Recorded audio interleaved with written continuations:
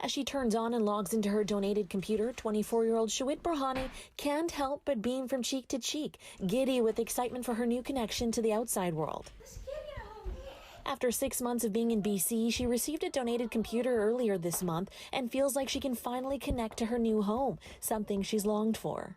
I wasn't able to know all the things that I want to know in Vancouver, and it was a very hard time. There is a lot of life education online on Google. All my want was blocked, That's why it was very hard to me. The mother, biology major and immigrant from Eritrea by way of Ethiopia, has waited a long time to call Canada her home.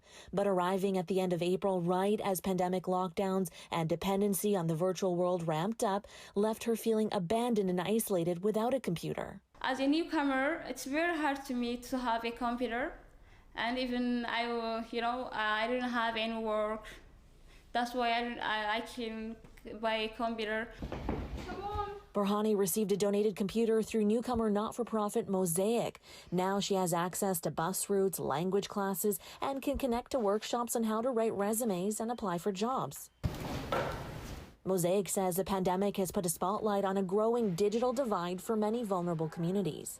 The way you apply for a job, the way you interview, the job fairs, the connections to employers are all happening online.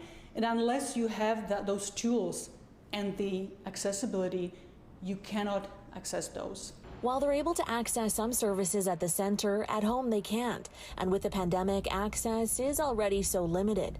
Stakova says donations of computers and other devices are in desperate need.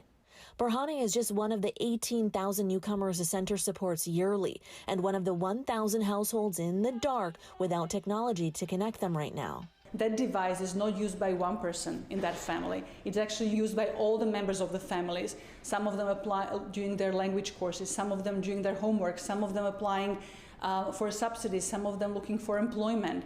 Berhane says while this computer may seem like a common tool for most, for her and immigrants like herself, it's a lifeline to the outside world.